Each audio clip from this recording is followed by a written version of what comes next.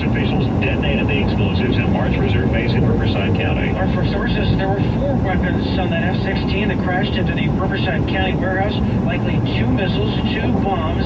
The weapons isolated from the F-16 wreckage, blown up this afternoon at March Air Reserve Base. I can now confirm that the NORAD alert aircraft was flying with a standard armament package. Lieutenant Colonel Tom McNamara, hospital officials also talking about the moment they learned that this F-16 went down, about the alert that went out that this could potentially become a large-scale disaster. We put out that there was a plane crash so that the other hospitals would know that if we couldn't handle the volume, they would be ready to take them as well. Total 15 people were hospitalized, 3 still hospitalized, among them the pilot of that F-16 at March Air Reserve Base. Craig Fickner, KNX 1070 News Radio. The governor is making several steps in Southern California over the next few days as he aims to rally support for his plan to end child poverty. There are roughly 2 million children in California who live below the poverty line and nearly 500,000 who live in deep poverty. That means their families make less than $13,000 a year. California, while maintaining its status as the wealthiest state in America, is also the poorest state in America, and we have to address that. Governor Gavin Newsom says the state has a comprehensive plan to end deep child poverty within 4 years and reduce overall child poverty by 50% within 10 years. It's the top priority in the budget. We have a parents' agenda, supporting parents, addressing the affordability challenges in this state. He says he's allocated $3.5 billion to implement the plan, which in part would expand emergency child care services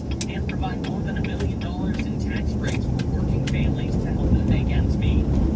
KNX 1070 News Radio. 3.5 years after the Aliso Canyon well blowout, there is now a definitive cause for the worst methane leak in the nation's history. The report by Blade Energy Partners was commissioned by the California Public Utilities Commission. It blames microbial groundwater corrosion from the rupture of the 7-inch line and the release of 109,000 tons of methane gas.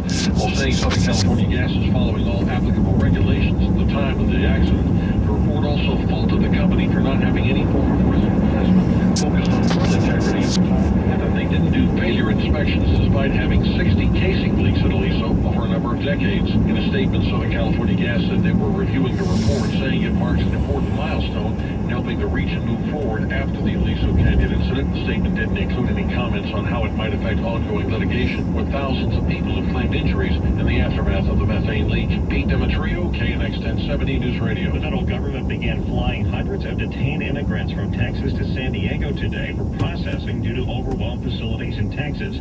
Customs and Border Protection officials confirmed they began flying roughly 130 immigrants per flight to San Diego from detention and processing facilities in the Rio Grande Valley. The flights come amid an unprecedented crush of people entering the country illegally along the U.S.-Mexico border. CBP agents have been detaining roughly 4,500 immigrants at the southern border each day this year. Federal officials are also considering flying detained immigrants to Detroit, Miami, and Buffalo to alleviate pressure on those Texas facilities. Congress is asking the courts to block the Trump administration from diverting funds without its approval. The battle over transferring billions of dollars to build a southern border wall has gone to court. The U.S. House is urging a federal judge here in California not to allow the transfer of money without Congress's approval. 20 states are joining the House in the effort to block the money being moved. Both sides were questioned about the ability to challenge the transfers. The judge, who is an Obama appointee, did not say when he expects to issue a ruling. Steve Butterman, CBS News, Los Angeles. Well, are you a college student and you get financial aid for things like room and board, things other than tuition? Well, you're about to get hit with a nasty tax bill. Congress may do something about it. We'll tell you coming up in 5 minutes at 9:40. Right now it is 9:35. Your traffic and weather together every 10 minutes on the 5s. And let's go to Barbara Brooks. New crash in Carson, 110 northbound for the 405. Middle lanes are blocked. That could start to cause a real jam up. Watch out for some sudden braking. In Lawndale, they've taken away the right lane now around this wreck on the 405 southbound past Hawthorne Boulevard. Watch out for a little delay there.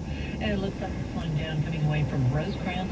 And if you're heading to LAX, give yourself extra time. I see delays not only on surface streets around the airport, but on the 105 westbound as you approach Sepulveda. That's because Sepulveda is so busy. Northbound through the tunnel.